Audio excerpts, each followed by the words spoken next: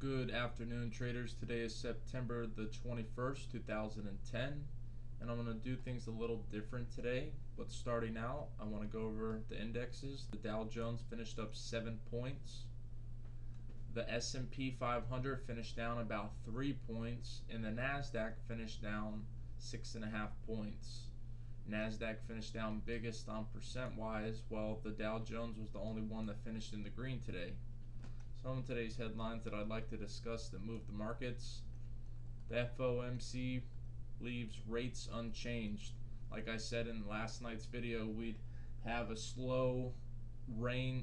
tight range of trading today leading up to the meeting. Volume would be light, and then the meeting came out and they ran it up, and then they sold it down almost to where we were before the number came out.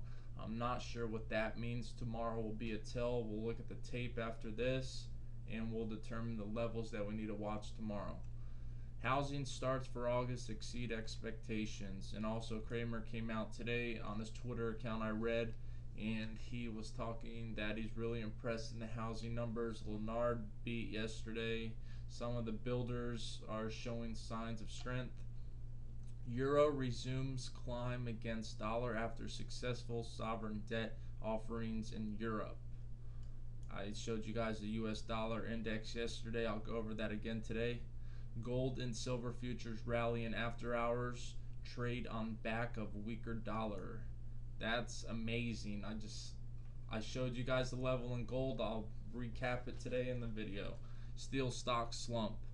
We already knew that was going to happen. Goldman came out. They downgraded X and Nucor yesterday. I'll show you X and Nucor right now. This is actually the Nucor chart right here. You can see what it did intraday. Now we're looking at one-day performance for all the industries.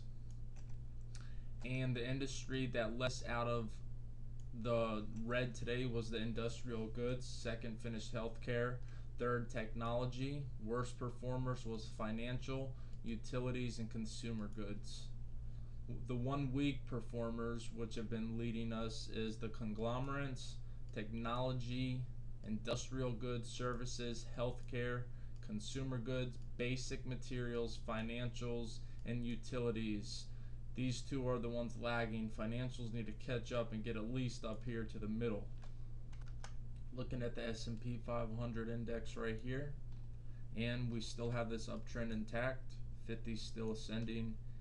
We tested the uptrend today, and we got to close at 1139.78. That was actually under the 1141.57 level.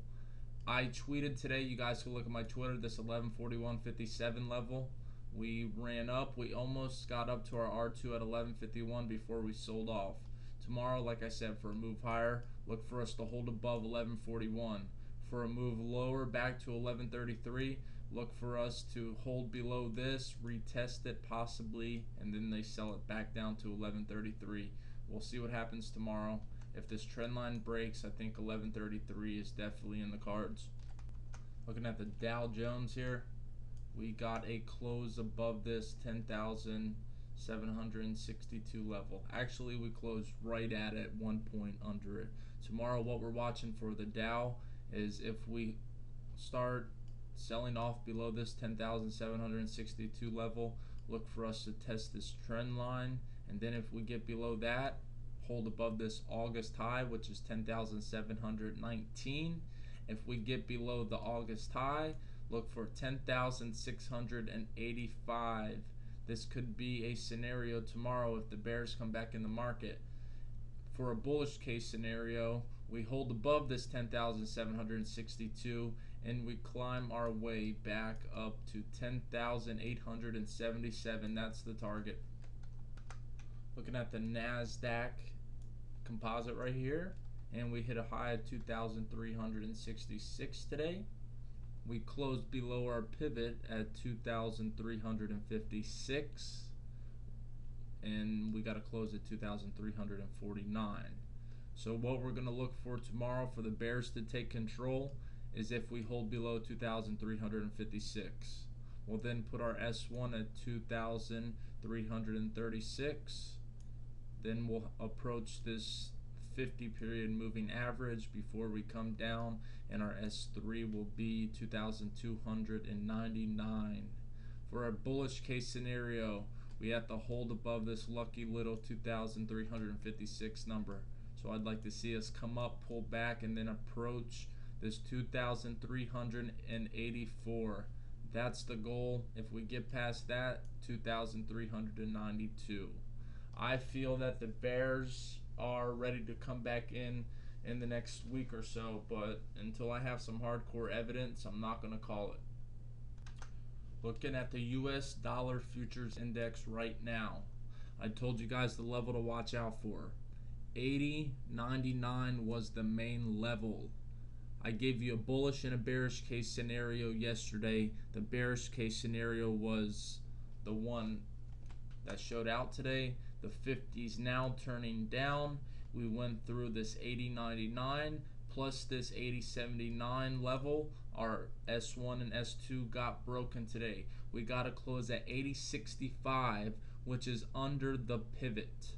Next stop is 79.93. If the market continues up, we will hit this number.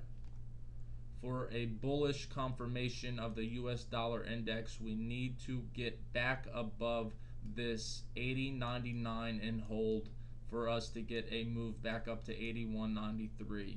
That's what has to happen. Crude oil once again test this 75.13 level. We closed at 74.93 today. In my video, I told you guys my target is 79.50, but only if we hold above this 75.13. Tomorrow could be a sell-off in crude oil. If this trend line stays broken and we hold under this 75.13 level, I can assure you 73.25 will be our next level that we hit. As for the gold futures, there's really not much to say besides I told you guys to watch out for 12.75. This is the major level. We came down today, tested 12.75, and look at this volume. Unbelievable amounts of contracts bought right there, and now gold ran all the way up and just about got to our 12.93 target area. If we break above 12.93, guys, 1300, I called it yesterday, the 1300 psychological level, and the next week, if we hold above 12.75, and it looks like it's playing out, our R3 will be 1309.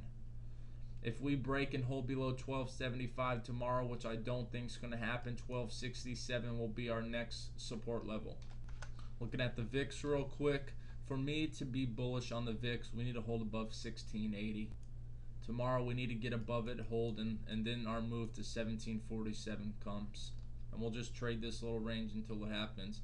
Anything below 1643 is bearish, and new lows will be far from it. Last thing I'm going to mention is the Riffin Russell 1000 Financial Services Index. We had a sell-off today. We finished down 1%, 8 points to 784.69. We have a major pivot level right here at this 785.55 level, which we closed under today. But the good thing is we're still holding support at the 50-period moving average. If we hold below this 785 level, 777 will be approached, and 776.52 will be the next level. So we have a huge level right here. If we break that, 769's in the cards. However, if we snap back up, use this 50 as support and hold over 785, 793 will come into play and be our next resistance, followed by 801. Have a great day trading tomorrow, guys. I'll be tweeting, and good luck.